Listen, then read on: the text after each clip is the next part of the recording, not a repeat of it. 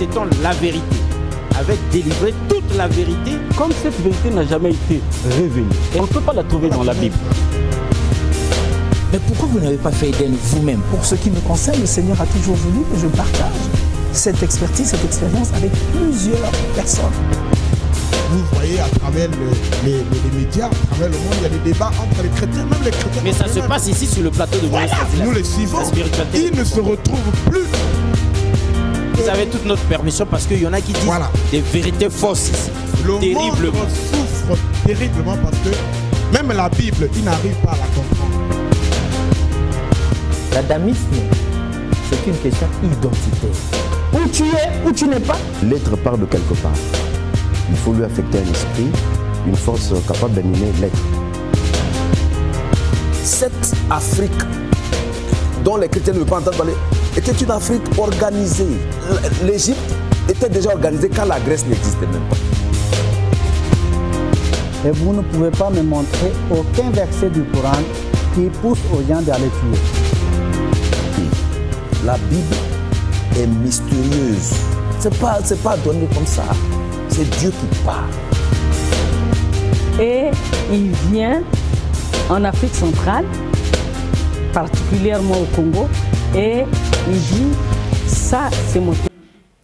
Voilà, homéostasie, la spiritualité des profondeurs, le voyage guidé dans les mystères de l'esprit et surtout le choc des convictions duquel jaillit la vérité. Mesdames et messieurs, on ne se rappelle plus si c'était tant les jours passent vite, mais nous étions dernièrement invités, donc comme ça de façon fraternelle, à la communauté musulmane Ahmadiyya du Congo, Brazzaville, par M. Saïd Ahmad, où nous avions été au nom de DRTV, assister, sinon fêter avec eux la Tabaski. La Tabaski, on a vu comment les musulmans étaient tout chauds, hein, bouillants, et ils ont dû égorger, ils ont dû sacrifier des moutons, ils ont dû prier là-bas. Mais nous ne connaissons pas trop parce que nous regardons de l'extérieur, on ne comprend pas trop le sens de cette fête-là et pourquoi ils sont tirés à quatre épingles, pourquoi ils sont si joyeux, les musulmans. C'est donc comprendre l'islam avec exactitude aujourd'hui. Nous allons nous pencher sur la Tabaski, savoir ce que c'est et pourquoi M. Saïd nous avait invités là-bas et pourquoi il avait comme ça pour l'occasion fait égorger pour DRTV tout un mouton et pourquoi ces choses-là se font. Il les a aussi faites pour les autres. Nous allons donc en comprendre le sens exact ici et nous allons aussi voir comment ils ont pu comme ça là fêter la Tabaski à travers le monde, c'est-à-dire la communauté Ahmadiyya, hein, la communauté musulmane Ahmadiyya à travers le monde. Comment est-ce qu'elle a fêté la Tabaski, sinon le calife lui-même, où est-ce qu'il se trouvait, où est-ce qu'il a fêté ça, parce que ça fait longtemps que M. Saïd nous a parlé du calife. Nous aimerions bien avoir des informations fraîches du calife et de son dernier message, sinon du message qu'il aura comme ça là, 6 messages il y avait lancés au monde entier, adressés au monde entier à l'occasion de la Tabaski. Monsieur Saïd, bonjour. Bonjour, monsieur le journaliste. Alors, on est ravis de vous retrouver une fois de plus sur ce plateau de homéostasie, la spiritualité des profondeurs, comprendre l'islam avec exactitude, parce que depuis qu'on est entré dans cette série, bien depuis que vous êtes en mission ici, au Congo-Brazzaville, nous comprenons beaucoup de choses que nous ne comprenions pas avant. Quel sentiment ça vous fait lorsque nous témoignons du fait, lorsque les gens témoignent du fait, lorsque les gens adhèrent à l'islam parce que vous avez fait des choses et d'autres? Quel sentiment vous anime? Vous voyez, quand les gens acceptent d'abord l'invitation et ils répondent à l'invitation, c'est déjà, nous sommes contents. Qu'au moins ils vont écouter la parole de Dieu. Maintenant, au moins, ce que le prophète Mohammed, fondateur de l'islam, sallallahu alayhi wa sallam, nous a laissé comme le message que nous sommes en train de transmettre. Parce que sur le moment du dernier pèlerinage du prophète Mohammed, sallam, il avait dit que tous ceux qui sont devant moi aujourd'hui, il y avait plus de 100 000 personnes qui étaient devant lui, il a dit que c'est lui qui est présent aujourd'hui, il doit transmettre le message du prophète Mohammed qui n'est pas présent. C'est ça qu'aujourd'hui, par grâce de Dieu, la communauté musulmane Ahmadiyya, celle communauté Ahmadiyya qui est en train de transmettre le message du prophète Mohammed qui est le vrai message de l'islam, qui est la paix, la soumission, l'obéissance à un seul Dieu et l'amour. C'est ça qui est l'objectif d'inviter tout le monde, que nous soyons unis pour adorer un seul Dieu et en plus propager le message de l'islam. Et c'est ça qu'il y a certaines occasions qui se présentent, que nous profitons d'inviter pour que les autres qui ne connaissent pas encore comment se passe dans l'islam, surtout les fêtes de Tabaski ou d'après Ramadan. Et comme nous sommes au milieu des chrétiens, comme les chrétiens ne comprennent pas comment se passe dans l'islam, et ils n'ont jamais eu l'occasion de fêter peut-être avec les musulmans ensemble depuis que l'islam est arrivé au Congo, mais la communauté musulmane Ahmadiyya, il présente cette occasion pour que les chrétiens viennent aussi pour comprendre et fêter nous ensemble, et pour qu'ils sachent que l'islam, ce n'est pas le terrorisme, l'islam c'est la paix, l'amour, et que nous devons être réunis ensemble. Et c'est ça que le Saint-Coran aussi, il dit au prophète Mohammed sallam, que si les chrétiens ne t'acceptent pas comme un messager de Dieu, il n'y a pas de problème. Maintenant, il faut leur dire qu'on doit se réunir sur un seul point qui nous commune. C'est quoi? Que vous acceptez un seul Dieu, le Créateur, nous acceptons un seul Dieu, le Créateur. C'est ça le point qui nous réunissent. Maintenant, pourquoi nous nous divisons? Pourquoi on devrait se diviser alors que nous croyons au finish au même Dieu? Monsieur Saïd, depuis quand vous êtes en mission ici au Congo-Brazzaville? Parce qu'il y en a qui vous découvrent aujourd'hui seulement. Je suis ici depuis 2005, mais par grâce de Dieu, la communauté musulmane Ahmadiyya, qui est différente des autres musulmans, et on était obligé de faire connaître au niveau de l'État. À cause de cela, on avait les récépissés en 2007. En 2007. Officiellement, nous sommes connus depuis 2007 au niveau de l'État.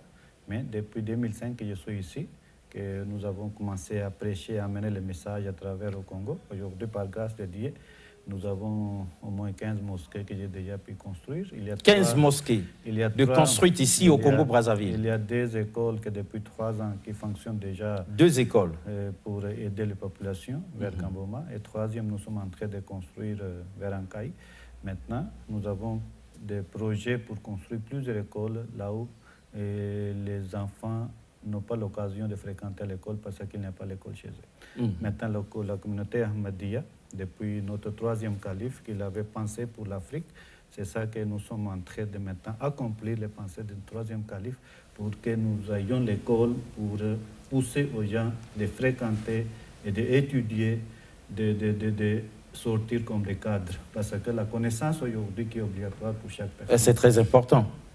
L'éducation, c'est la base de notre vie. C'est ça que le prophète Mohammed sallam aussi, aujourd'hui, il y a certains musulmans qui sont contre, par exemple, la connaissance, l'éducation pour les filles.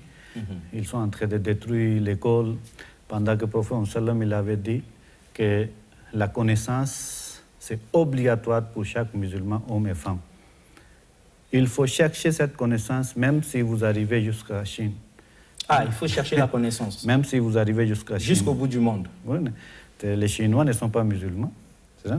Maintenant, si le prophète il demande d'aller jusqu'à la Chine pour chercher la connaissance, et le prophète sallam, il a dit qu'il y a seulement 2 sortes de connaissances. La connaissance de la religion, la spiritualité, et la connaissance des sciences. C'est ça que d'où les 2 connaissances on doit chercher. Est-ce qu'à travers le monde, toute la communauté à travers le monde a aussi invité des chrétiens et d'autres confessions religieuses comme vous avez fait ici au Congo-Brazzaville? Partout que la communauté Ahmadiyya se trouve 214 pays du monde, partout nous invitons. Il y a les autorités qui viennent, il y a les religieuses qui viennent, et la communauté Ahmadiyya aussi, et il organise les conférences religieuses là où nous invitons à tout le monde de transmettre leur message pour la paix. Vous comprenez? Un nous message réunissons de paix. Par rapport à vos enseignements, par rapport à nos enseignements, il faut que nous partagions, nous présentons devant les gens pour qu'il y ait la paix sur la terre. C'est ça vous que dites nous sommes en train amour de faire. pour tous, haine pour personne. Explication, M. Saïd. Parce Voyez, que ça, on ne savait pas que des musulmans pouvaient raisonner comme ça. Vous voyez, aujourd'hui, c'est ça le monde qui a besoin. Le monde est tellement divisé à cause de la haine, à cause de la jalousie, à cause du pouvoir. Vous comprenez? Maintenant, aujourd'hui, il est obligatoire de créer l'harmonie entre les gens pour qu'il y ait la paix. Parce que Dieu donne la vie seulement une fois. Mais pourquoi vous perdez votre vie dans la haine, dans la jalousie? Pour chercher quoi? Si aujourd'hui vous êtes des millionnaires, les jours que Dieu va vous rappeler, tout va rester ici. Tu vas partir seul, les mains vides. Et pourquoi vous perdez encore la vie ici sur la terre dans la haine, dans la jalousie, dans la tuerie? Vous comprenez? Et il faut laisser les autres aussi dans la paix et rester aussi dans la paix. C'est ça que l'amour pour tous, l'haine pour personne, pour dire que c'est vrai que vous avez votre conception pour Dieu, nous avons notre conception. Vous comprenez? Maintenant, s'il y a des conceptions différentes, mais en tant qu'humain, ça ne doit pas nous diviser. En tout cas, normalement, ça ne devrait pas nous diviser. C'est ça. Une question de foi. C'est ça que chacun, il a le droit de présenter ses enseignements, ce qu'il croit par les arguments. L'autre aussi, il a le droit de présenter. Exactement. Maintenant, c'est lui qui comprend, il lui suit. Et s'il ne comprend pas, il reste, mais ce ne veut pas dire qu'il faut lui taper, il faut le tuer parce qu'il ne respecte pas tes enseignements. L'islam ne demande pas. L'islam, il dit, la ikraha fi din, il n'y a pas contrainte en matière de la religion. Chaque personne, il est libre d'accepter ou refuser. Parce que c'est Dieu qui nous a créés. À la fin, qui va juger? C'est Dieu qui va juger. C'est Dieu qui va juger. Maintenant, aujourd'hui, les gens, ils prennent dans les mains le jugement pour juger les gens. Maintenant, comme ils se placent comme Dieu sur la terre. Ils deviennent des dieux sur les autres. Vous comprenez? À ce moment-là, ils vont répondre comment demain quand Dieu va juger. C'est ça qu'aujourd'hui, les gens doivent réfléchir. Vous pouvez être pasteur, vous pouvez être imam, vous pouvez être une autorité. Dirigez votre peuple, consultez les gens qui vous suivent et enseignez, encadrez, mais il ne faut pas juger les autres. Vous avez le droit d'expliquer par rapport à ce que vous croyez. Votre doctrine. Mais vous ne pouvez pas imposer, vous ne pouvez pas forcer. Et vous ne pouvez pas la juger. Parce que c'est Dieu qui va juger. Seul Dieu peut juger. Quelle différence entre vous et les musulmans classiques qu'on connaissait avant que vous arriviez ici? Monsieur Alexis, vous voyez, il y a beaucoup de différences. Beaucoup de différences entre vous et les musulmans que nous connaissons depuis toujours. D'abord, le fondement, c'est même. C'est-à-dire, nous acceptons, comme ils acceptent le Saint-Coran révélé au prophète Mohammed sallam. C'est la dernière loi sur la terre, vous comprenez? Et ça va rester jusqu'à la fin du monde. C'est inchangeable depuis 14 siècles. Parce que Dieu lui-même, il a dit que c'est moi qui ai révélé et je suis gardien de cette loi. Il n'y aura pas une autre loi qui viendra encore? Pas seulement qu'il y ait une autre loi, maintenant personne qui peut changer cette loi aussi. Elle est immuable. Vous comprenez? Deuxièmement, tout comme il accepte que le prophète Mohammed sallam est le dernier messager de Dieu sur la terre, en dehors de lui, il n'y aura pas jusqu'à la fin du monde un prophète qui viendra qui va lui contredire, qui va créer, qui va amener une autre religion. Il est le dernier des prophètes. Il est le dernier prophète avec son message dernier. Maintenant, c'est lui qui viendra, il viendra enseigner l'islam en suivant le prophète Mohammed sallam. À cause de cela, dans le Saint-Coran, Dieu a dit « Man yuti'illaha wa rasulahu ». C'est lui qui va obéir à Allah et à son messager. Dieu peut lui accorder cette grâce que Dieu lui choisit comme un guide, un messager pour qu'il puisse guider l'humanité en restant, en suivant le Saint-Coran, ce que Dieu a révélé au prophète Mohammed sallam. C'est ça qu'aujourd'hui, les portes de tous les messagers, la grâce de Dieu, il a fermé pour les autres religions. C'est ouvert dans l'islam par le Saint-Coran. À cause de cela, Dieu a dit « Man yuti'illaha wa rasulahu ». Celui qui va obéir à Allah et à son messager, prophète Mohammed sallam, celui qui va obtenir cette grâce. C'est aujourd'hui un suivant de Jésus, il ne peut pas dire que je suis un prophète pour vous. Un suivant de Moïse, aujourd'hui, il ne peut pas dire que je suis un prophète pour vous. Un suivant des autres prophètes, c'est réservé seulement pour le prophète Mohammed sallallahu alayhi wa sallam, parce que c'est la dernière religion sur la terre. C'est ça qu'aujourd'hui, s'il y a plusieurs musulmans, plusieurs branches, plusieurs sectes, ce n'est pas que c'est à cause de l'islam, ce n'est pas à cause du prophète Mohammed sallam, c'est à cause des musulmans eux-mêmes. Et il y avait déjà la prophétie du prophète Mohammed sallam. Ça fait déjà 14 siècles. Il avait déjà dit ça. Il avait déjà dit ça. Si aujourd'hui les musulmans sont divisés, ils sont devenus barbares, certains, c'est déjà la véracité du prophète Mohammed sallam. Tel que le prophète Mohammed sallam, il avait expliqué, nous voyons aujourd'hui. Le prophète Mohammed sallam, il a dit que les musulmans vont diviser l'islam tout comme le judaïsme était divisé. Quand Jésus était venu, les juifs étaient divisés jusqu'à 72 sectes. Exact. Maintenant, le prophète Mohammed sallam, il a dit, vous allez dépasser les juifs. Vous serez plus divisés que les juifs. Et le prophète, il a dit, s'il y a 73, 72 iront dans l'enfer. Ah, sauf dangereux. Une. Maintenant, le prophète sallam, il a dit que l'islam ne restera que les noms. Le Coran ne restera que seulement les mots. Ils vont lire le Coran, mais seulement les mots, pas pratiquement. Ils ne seront pas musulmans. Seulement les noms qui vont rester. Ils vont construire grands et jolies mosquées, mais ces mosquées seront sans guide. Et les signes que le prophète sallam, il a encore donné, c'est encore plus dangereux. C'était quoi? Ulama'uhum sharru man tahta dimis-sama. Leurs imams, leurs savants seront purs critiques sur la terre. Parce que ce sont eux qui vont créer des ordres dans l'islam et la désordre va retourner vers eux, contre eux. C'est ça qui se passe aujourd'hui dans le monde musulman. Ce que tout le monde voit. Vous comprenez? Et ce prophète avait déjà averti. Le prophète avait déjà parlé de ça. C'est ça, au lieu de qu'est-ce qu'on dit, jeter la saleté sur l'islam, au lieu de dire que le prophète Mohammed sallam a enseigné ça, le prophète Mohammed sallam avait déjà parlé de ça. C'est la réalisation de la parole du prophète. C'est ça que tout le monde qui va à ça, au lieu d'accepter le prophète Mohammed sallam, mais ils sont en train de jeter la saleté sur lui. Pendant que la parole du prophète est en train de réaliser.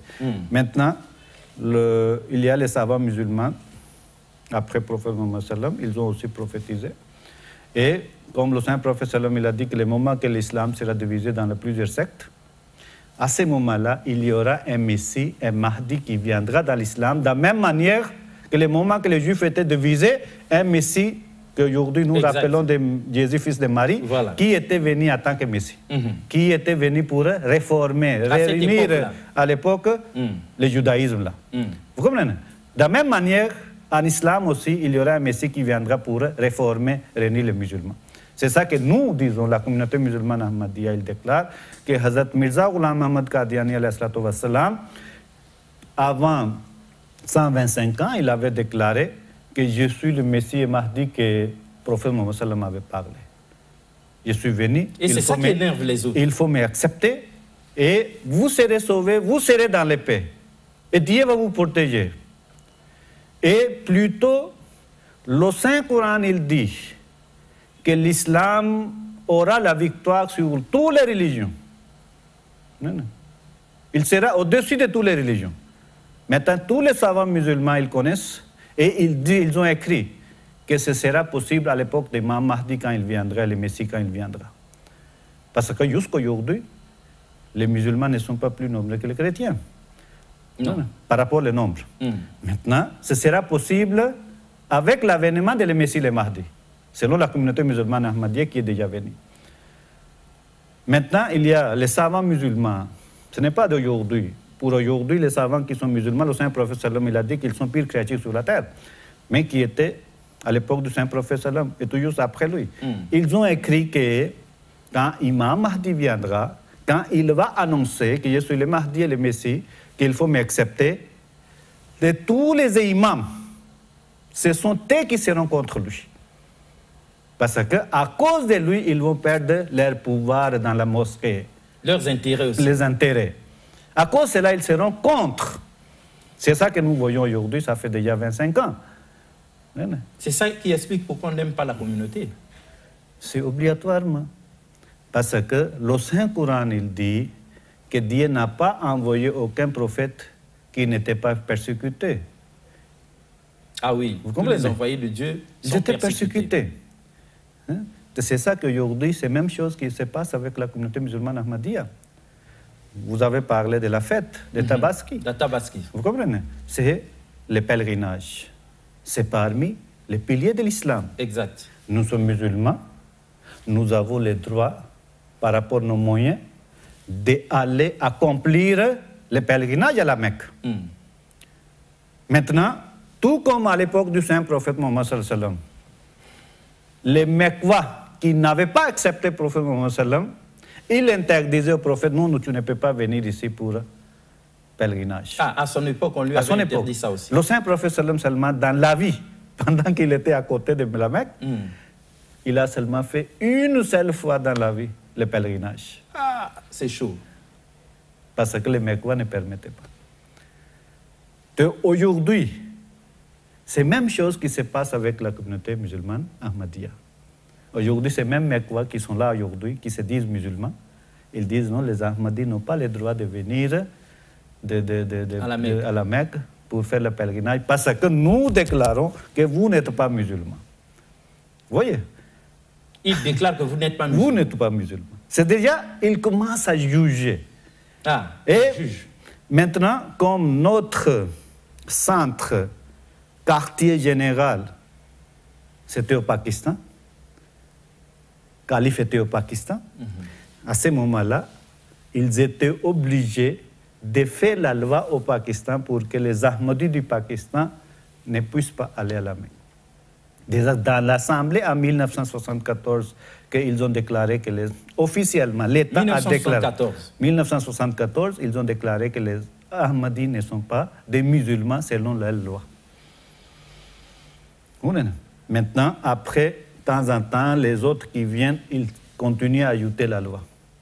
Aujourd'hui, ils sont arrivés dans tel point que les Ahmadis du Pakistan, s'ils cherchent à fêter, égorger comme nous avons égorgé ici librement, mais là-bas, non.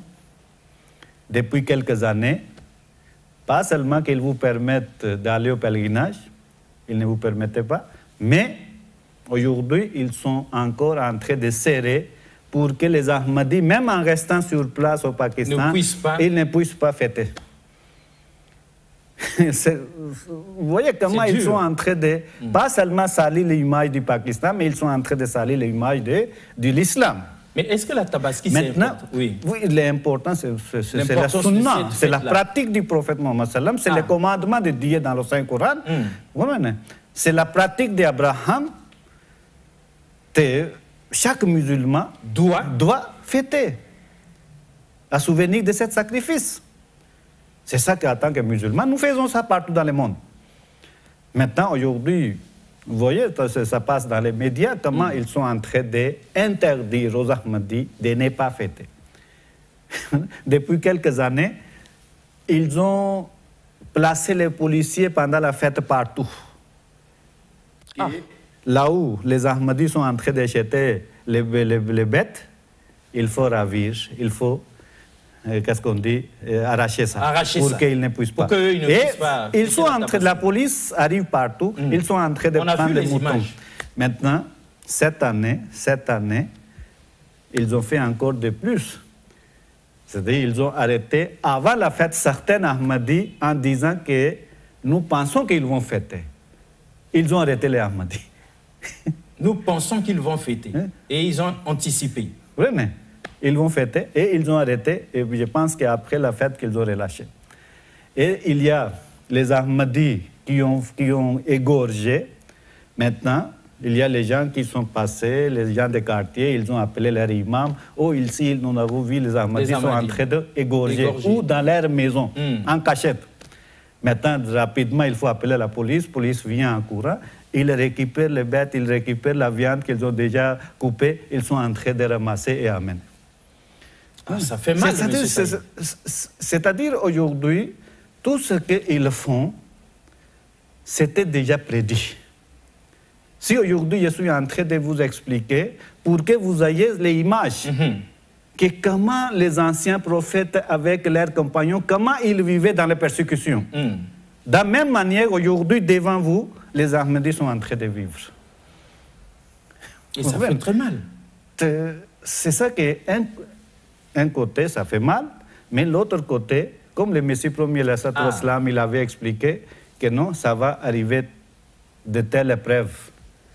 Et Dieu nous a demandé dans le Coran que Inna Allah ma sabirin, Dieu est avec les gens qui sont patients. Dieu est avec les gens qui sont patients.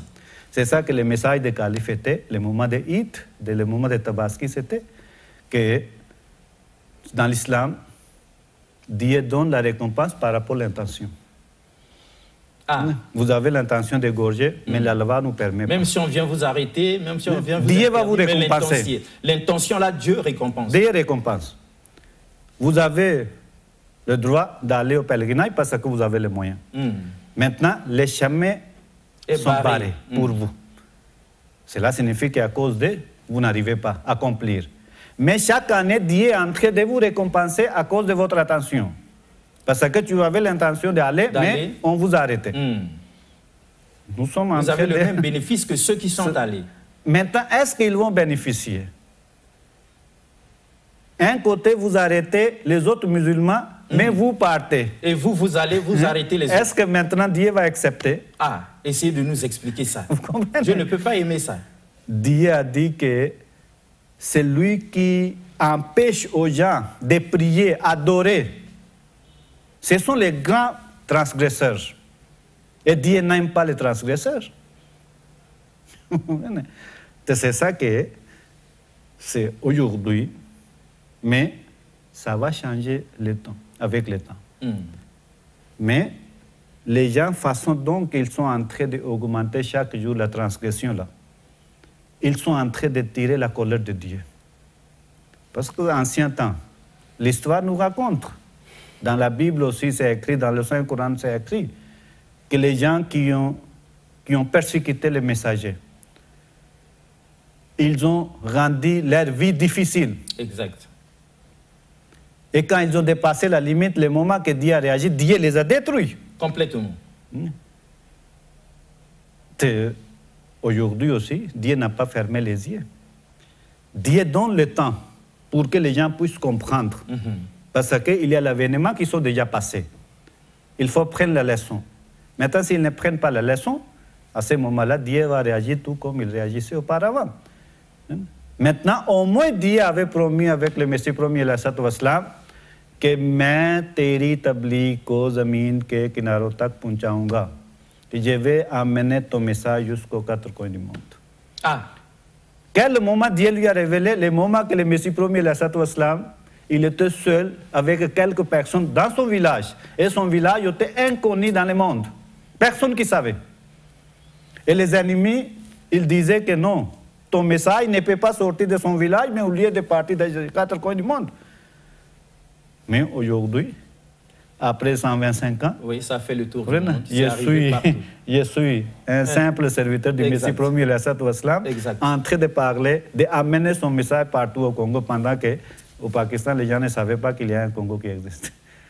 Au Pakistan, on ne savait même pas qu'il y a le Congo. Et vous faites un travail magnifique et aujourd'hui, nous en voyons les fruits. À Dopassi, les images de cette persécution des Ahmadis, pour qu'ils ne fêtent pas la Tabaski.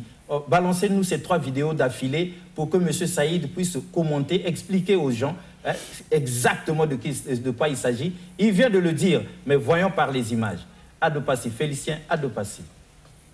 ये ऊपर से छत से बकरा दे दिए और पुलिस वाले भाई ने इस वक्त बकरा ले रहे हैं।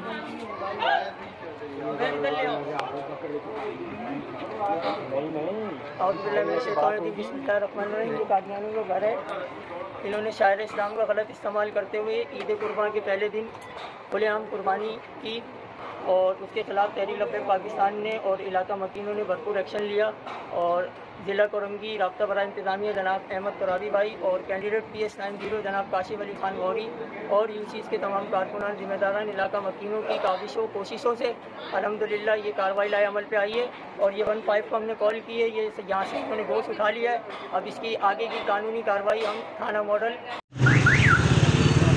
फरुखाबाद से एक जो मर्जई के घर से ये गोश्त बरामद करवा दिया है, ये फरुखाबाद में आप देख सकते हैं।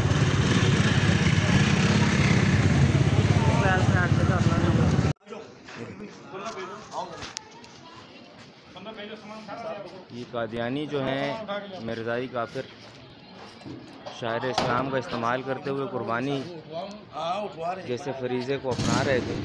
अल्हम्दुलिल्लाह तहरीक लब्बैक के साथियों ने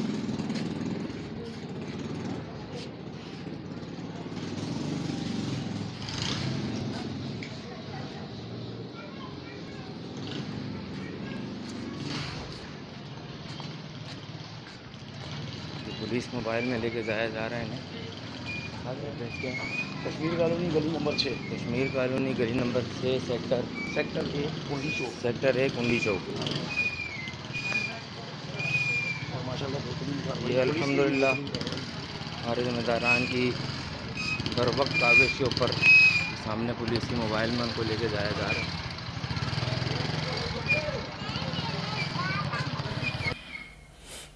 Ah, monsieur Saïd, ça fait très mal.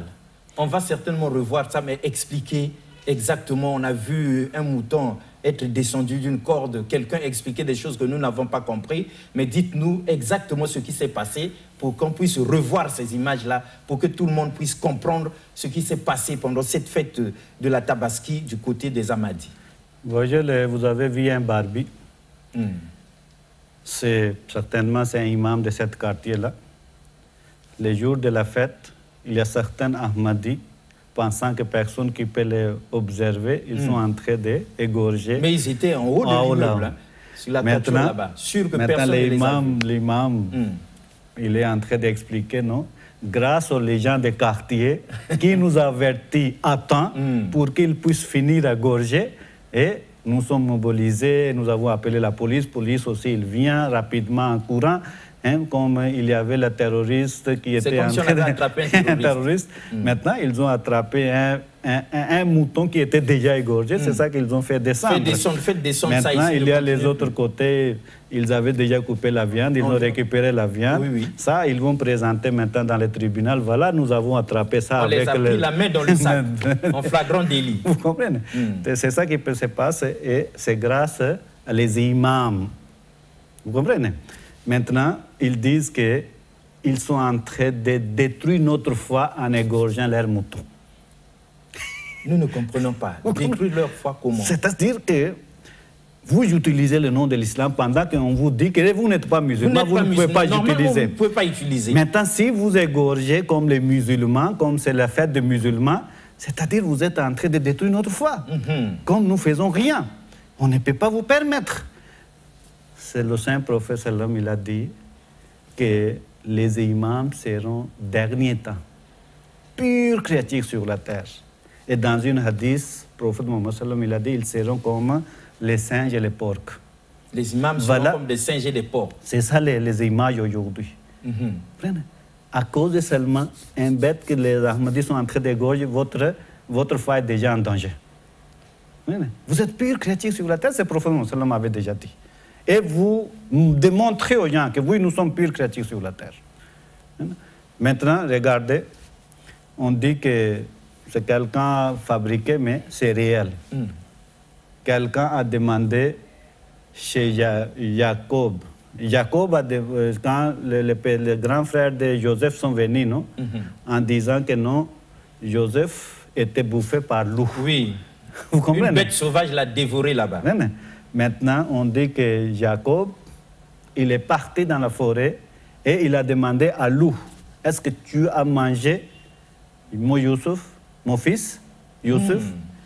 Maintenant, loup a dit que non, non. Le loup a dit non, non, non. Si j'ai mangé, je sois parmi les imams du XIVe siècle. Oh, ne dites pas ça, monsieur. Oui, c'est ça que quelqu'un a dit ça. Cela signifie que même le loup, il refuse d'être parmi eux. C'est grave. C'est ça qu'aujourd'hui, ce sont les gens qui ont dépassé la limite. C'est ça que le calife il a dit, que les Ahmadis soient restés calmes. Restez calmes. Il n'y a pas de problème. Maintenant, Dieu est en train de nous récompenser, Dieu regarde tout. Et nous donnons notre cas dans la main de Dieu, ce n'est pas dans la main des autorités qu'il vient nous aider. Non, nous ne demandons pas quelqu'un. Non, mais parce que la police accompagnait les autres pour venir attraper les Ahmadis. Vous comprenez? Maintenant, devant la loi, nous disons que oui, ok, il n'y a pas de problème, nous respectons la loi. Arrêtez-nous.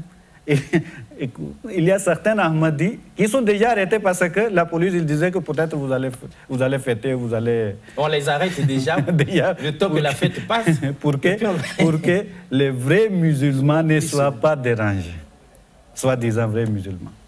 Voilà un peu qu'est-ce qui se passe. Donc on imagine qu'il y a des pays où les Ahmadis ne peuvent pas fêter tranquillement comme nous on a fêté ici au Congo-Brazzaville. Oui, surtout dans les pays islamiques. Dans les pays islamiques. Surtout dans les pays islamiques, c'est pas possible. Et partout les Ahmadis sont persécutés. Adopassi, on peut revenir sur ces images-là. On va voir comment on a empêché, on a fait descendre un mouton. Quand on égorgeait, on cachette là-bas pour éviter de choquer les gens. Et la police est venue jusqu'à récupérer même les morceaux qui avaient déjà été coupés pour que ça serve de preuve. En tout cas, nous n'y comprenons rien, mais nous voyons que les Ahmadis souffrent dans leur foi, hein, quand c'est des cérémonies comme ça, et qu'on leur refuse le droit d'être des musulmans. Félicien Adopassi. ये ऊपर से छत से बकरा दे दिए और पुलिस वाले भाई ने इस वक्त बकरा ले रहे हैं।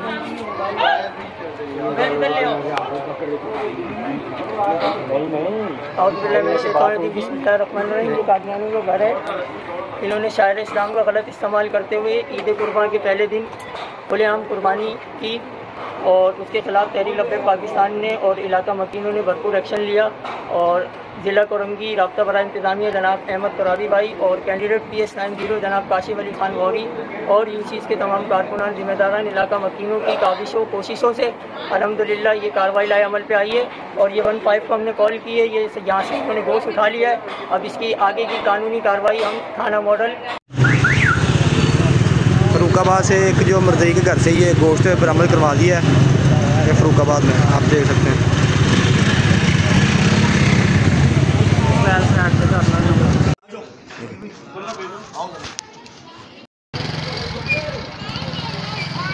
बना रहे थे अल्हम्दुलिल्लाह तहरीक लब्बैक के साथियों ने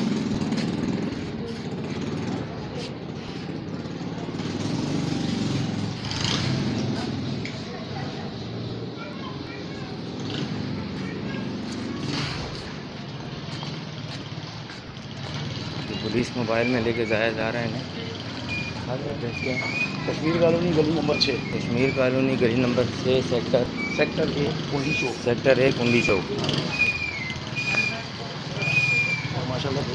ये अल्हम्दुलिल्लाह हमारे ज़िम्मेदारान की बर वक्त काबिश के ऊपर सामने पुलिस की मोबाइल में उनको लेके जाया जा रहा है।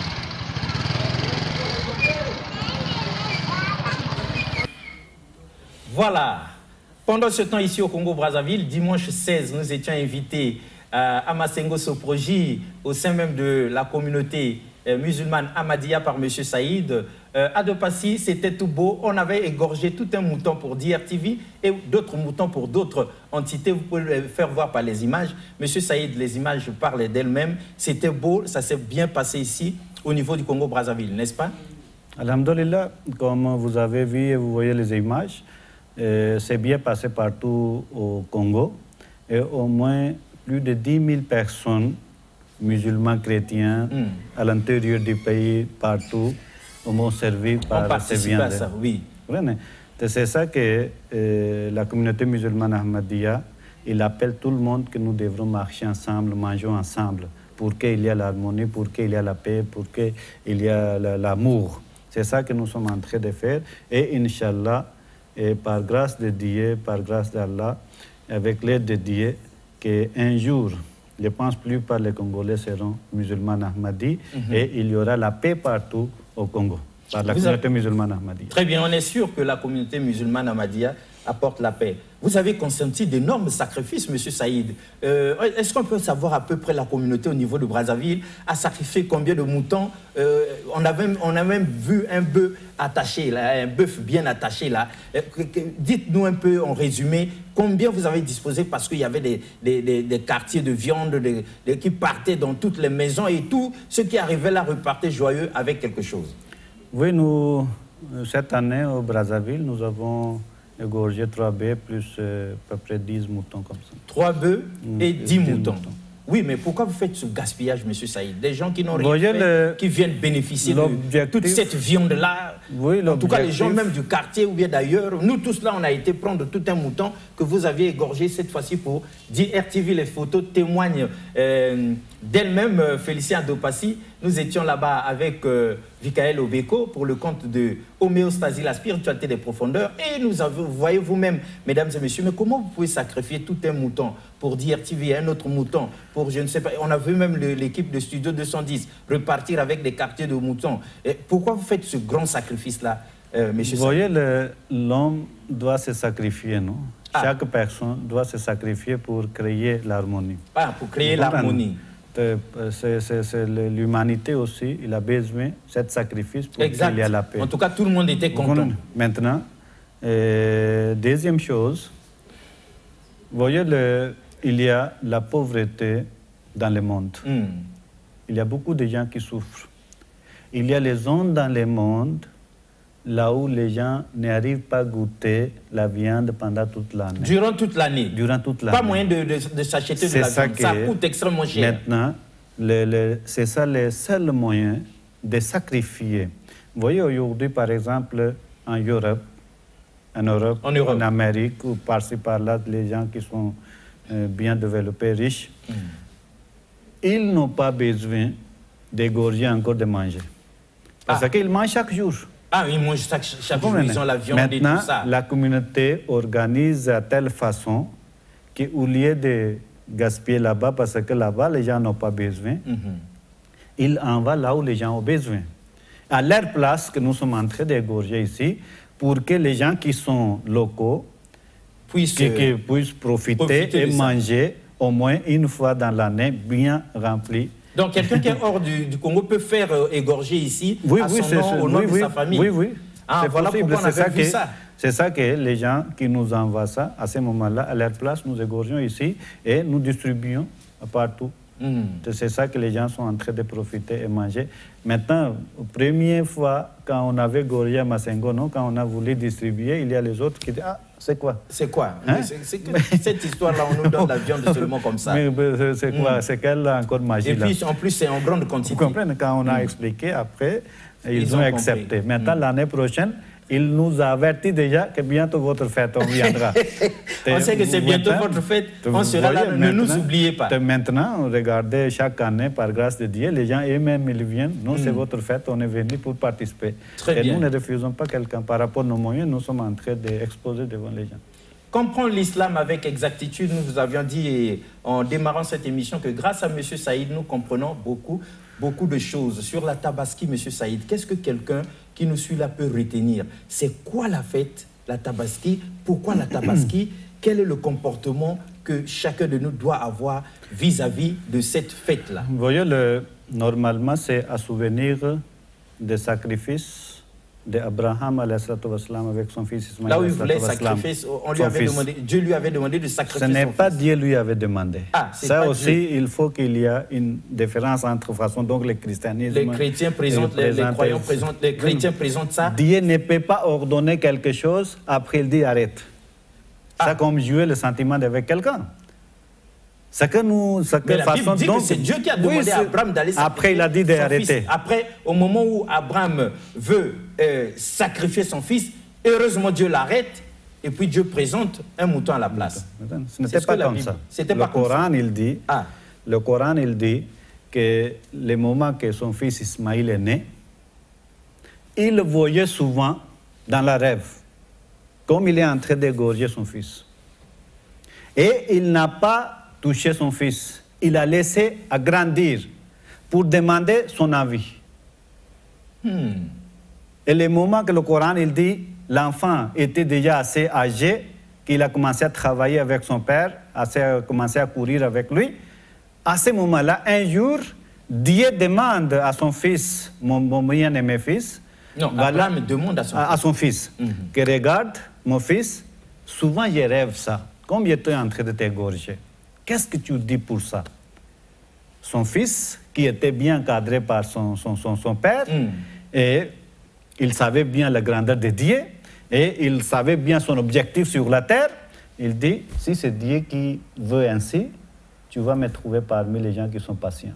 Faites ce que Dieu te demande. Si telle est la volonté de Dieu, allez-y, papa, vous pouvez faire. Et quand tous les deux sont tombés d'accord, à ce moment-là, il a fermé ses yeux, lui a placé par terre, par front. Le moment que Dieu il a voulu égorger, à ce moment-là, Dieu a révélé, Abraham, qu'est-ce que tu es en train de faire? Si c'est le rêve, tu as déjà réalisé ton rêve. C'est ça que le Coran il dit. Tu as déjà réalisé ton rêve. Cela signifie que tu avais déjà donné dans le sacrifice. Quel moment?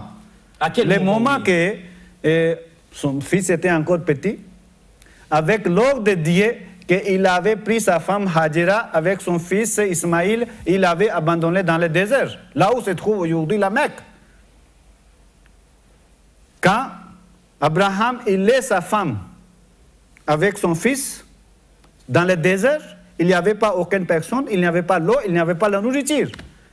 Une seule femme avec son petit enfant, il est là. Ah oui, c'était en plein désert. C'était la mort. La mort garantie. Comme il avait déjà donné dans la mort. C'est clair.